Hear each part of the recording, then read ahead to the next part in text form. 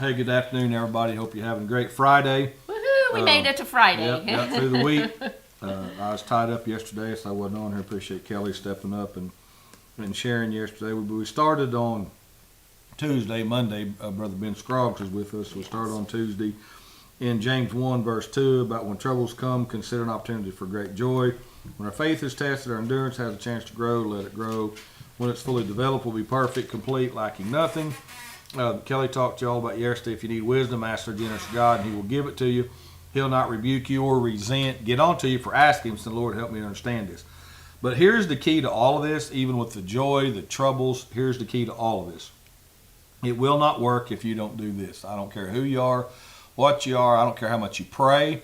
I don't even care how much you read the Word. I don't care how much you fast. I don't care how much you tithe. This is the key to this. James 1:6 and 7 and 8 says more about who God is than as much as any verse in the Bible, because it encompasses everything pretty much about God. But when you ask Him being God, because it said if you need wisdom, you lack wisdom, ask God and He'll give it to you. But it says when you ask Him, if you get around, some people never ask. They just try to do, they try to figure it out, they try to do. But when you ask Him, be sure that your faith is in God alone. And that is in anything. It's by grace we've been saved, not through works, but again, it's faith. Our faith that we have to believe. We did not see Jesus on the cross. No, we did not. We did not see Him when He come out of the tomb. No. We did not see none of that. So it's faith.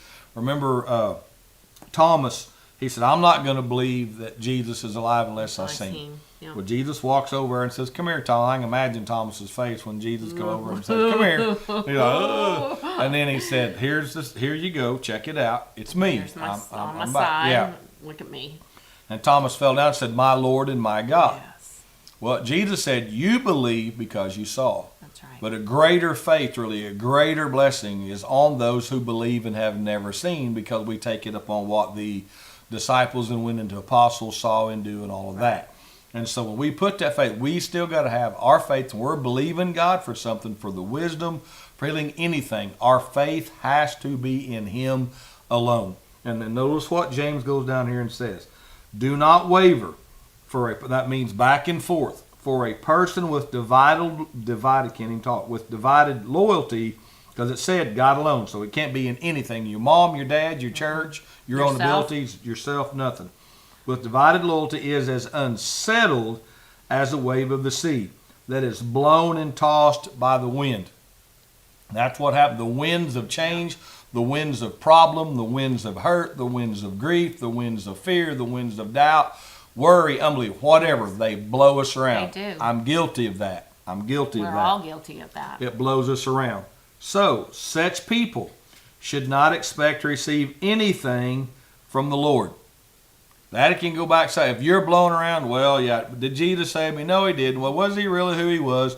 People get wishy-washy there. The enemy comes in, like that parable of the sower, on being good ground. If it's sowed on anything else other than good ground, the enemy snatches it, the sun withers it. Problems, the deceitfulness of the world causes it all to die.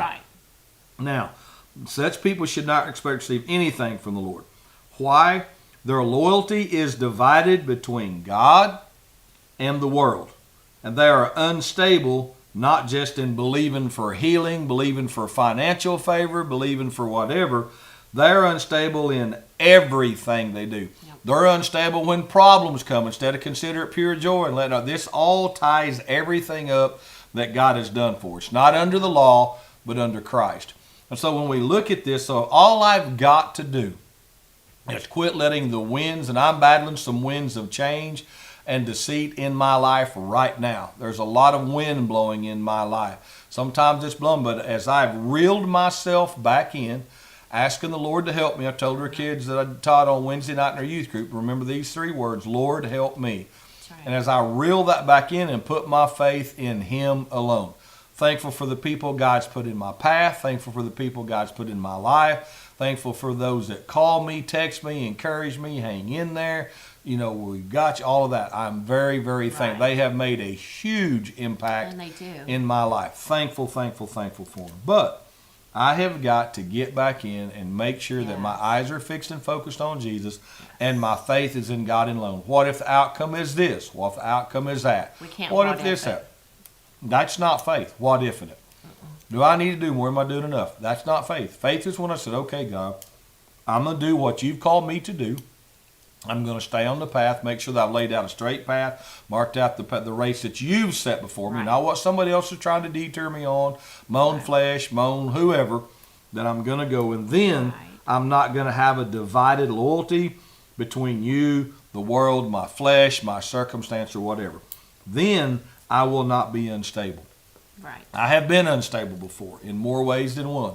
But I'm learning when I keep my feet on Him. He's the solid rock. He's the solid ground. Yes, He is. But thankful God, always again, people help pull me back there, reel me back there, get me to think, realize that I've stepped off of that.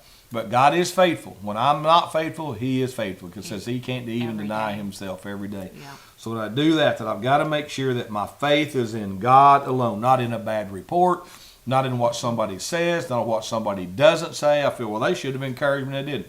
All right, I've got to let that go. Right. I've got to walk on knowing that God said that I'm more than a conqueror. Yes, and that overwhelming victories in those that are in Christ Jesus. So Kelly, what's the things that you do when you make sure that your faith is in God alone and we don't waver, we don't get tossed back like that wave in the sea? I just have to bring myself back to focus. Back to focus on whose I am, who I belong to. And a lot of times I have to tell myself, you can't let this bother you. You don't get upset about this. You're a child of the one true King. He has you. Follow Him, follow His path, and He's going to get you through this. Whether that's through a text, somebody, I told y'all yesterday, I got a card yesterday morning, I got a text yesterday morning. God does that as well. He will put those things in our path that we need at the time and the moment that we need them. But also sometimes we have to get alone to ourselves in our prayer closet to get our focus back where it needs to be. And I did that the other night. I closed my bedroom door. The dog laid at the bedroom door and whined and cried because the light was off and she thought I had gone to bed. And she laid back down there and cried. But I sat in my bedroom or in my floor on my rug, and I cried out to Jesus, and I just cried out to get my focus back. To see Him in this situation and not this situation, because that's what I needed to do. I sometimes have to reel myself back in because I can get so far, let the world get at me, or let the world get in me, let the world get to me, and I just have to get myself back, and that's getting away by myself. Even though I have people around me that encourage me, that love me, that are there for me, sometimes we just have to do it ourselves. Yes. We can't expect somebody else to do it for us. And that was me getting on my face before the Lord and saying, Lord, this situation is yours. I can look at all the bad, I can look at all the things, but I'm not going to do that. I'm going to look at you. And I'm going to see your face, and I'm going to see your hand, and I'm going to see you conquer this for me. The battle is not mine, the battle is the Lord's, and I'm learning that every single day. This battle is not mine, it's the Lord's, and as long as I honor Him, He's going to honor me. Yes, that's right. There is a thought here in the study Bible that's really good. It says that the wisdom that we've talked has three characteristics. One, it's practical. Yes. God's wisdom relates to our lives even during the most trying time. It does not isolate us from suffering and trials, but it gives us the resources to overcome them. An intelligent person may have profound ideas, but a wise person puts profound ideas to use in order to choose the best course of action. 2, it's divine. God's wisdom goes beyond common sense. Yes, it does. Common sense does not help us react joyfully in the middle of adversity. God's wisdom begins with respect for Him, leads us to follow His direction, and increases our ability to tell what's right, what's wrong, and that this kind of wisdom is described in chapter 3. You can go to 3, and it does in chapter 3. Most importantly, it's Christ-like.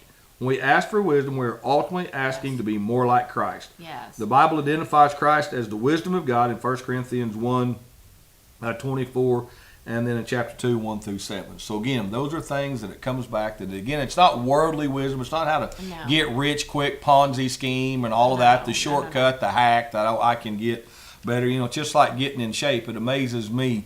Now, everybody just wants to take a pill. I take some pre-workout stuff. Kelly give me some stuff from Mo Dare. Follow the directions. That's good stuff. I didn't follow him. I took a little bit too much, and it didn't make me crazy. But it just don't drink coffee with it. He had a little bit too much energy apparently. So just be careful with it's stuff all like right. that. It's good stuff. There's other stuff, but all this quick deal about take this pill, lose 50 You're not pounds. gonna You ain't do going to that. lose 50 pounds on no pill. You got to watch what you eat, exercise. Now, you might, if it strokes you out, you may cause your liver to shut down or whatever, but there's no quick fix in the physical and the spiritual. But it's going back and following the principles and how God lays it out. Yes. And just like that, saying, be good ground. Like Kelly said, you honor him, he'll honor you. Yes, he will. You humble yourself under his mighty hand, Yes. he will lift us up in due time and all that. So when we get back to looking at our problems and our trials, they're tough to go through. But when we don't know how am I gonna look at this as joy, like we looked at at the first of the chapter. That's why, okay, God, help me to use the wisdom that I can get from you to see this as joy, that my endurance will grow. I'll be better when I come out the other side of it. Then go use that wisdom to battle that storm and stay in the fight and keep going. But your faith has to be in him alone. Yep. That's it. You start wavering, and I promise you that gives the enemy a foothold, and you get like at sea, you're going to get driven by someone will come by and say, well, you got to do this. So you run over and do that. That didn't work. Oh, no, you should have done this. So you run back over here. Yeah. Then pretty soon you're just like that dog chasing his tail. I used to have a dog that chased his tail, and all he did was stir up dust and get dizzy and fall over. He would literally chase his tail until he just fell over, and he'd be kind of wobbly, and then it'd get better, and something else go right. Here he'd go again. And I thought, man, but how many times in life do we do that? We do that often. We chase our tail. Solomon laid it out in Ecclesiastes. Go read it. The chasing of the wind. Just following all this stuff. It don't matter what. All it comes down to is to fear God and keep his commandments, to do what God said. When we do that, and then when we understand that all I got to do is ask and believe God for it. That's Not that means that I sit on my recliner and God's going to put T-bone steaks and ribeye steaks and fill my freezer. No, I got to get up and go to work for that. If I'm working, I'm still having a hard time feeding my family, God will make that happen. It might not be a ribeye. It might be a 50-pound bag of beans or rice, but you won't go hungry. And it might be real. I'm not saying he can't honor you now. I'm not saying that. And same way in life, we think, well, hard work will get us there. Hard work will put you in the grave early a lot of times too, if you're not real careful. Hard work will cause you to have a mental breakdown. Hard work and not dealing with stress will cause a lot of things to trigger in your life. When we trust God for our lives, we fix our eyes on Jesus every day. Get up, keep the full armor of God on. Ask God for the wisdom and understanding. Be patient. Be still. Sometimes we got to be still and wait for that revelation knowledge to come to pass where we understand it, then to put it in the physical. I get a lot of things in the spiritual. I've got the spiritual stuff in me pretty good handle on. It's then taking it from the spiritual to manifest out and how I got to act in the physical. That's where I get derailed sometimes and crossed up. But thank God for good people that have come along beside me, helped me, encouraged me, prayed for me, been there for me. I appreciate that. Words can't express all the people that have reached out to me. So God bless y'all. Hope you're having a great Friday. Appreciate Kelly. She set up I just loaded the stuff in the car, carried it in, set up the fish club stuff for the kids. There's a gob of kids at that yesterday. So we got them fed and took care of. So appreciate that. We could have fed them a lot more, I think. They like that pizza. They'll devour that pizza. Appreciate, again, the school letting them be able to come and do that in the gym. And I don't remember the teacher's name. Mrs. Moore. She did a good job. She did. Yesterday in that. So again, appreciate that.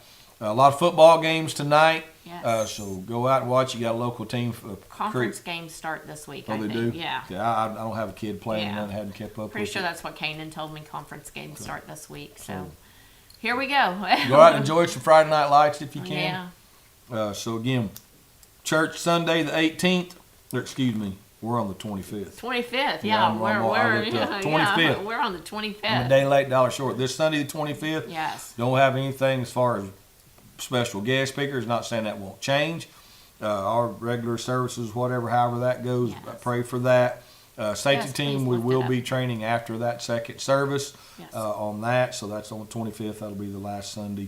The fourth Sunday. It's not the last one. Sundays have 5. We still do the fourth Sunday. It's always so the fourth Sunday. that's going then.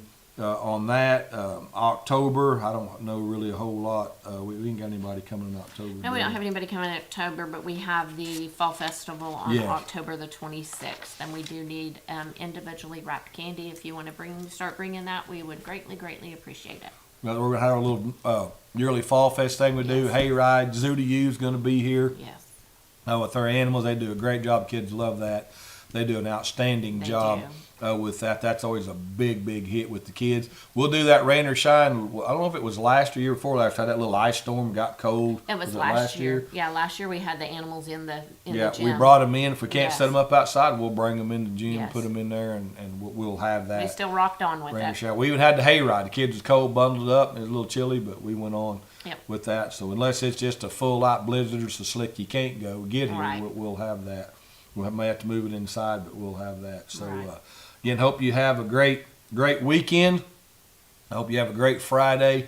Get through the weekend. Come out and see us. I know a lot of you watch us live on Facebook, but I had a new family come to me Sunday and said, we've watched you live off and on for the last several months, but it ain't like being there. That's right. In that. So again, come out if you can't. Get on our Facebook page that you're watching this on, or we also have a YouTube channel. Please share that. Spread the word around for us, because that helps us more than you know. Right. So remember, God bless you. Remember, it's faith over fear, Christ over crisis, and you can remain calm in the chaos.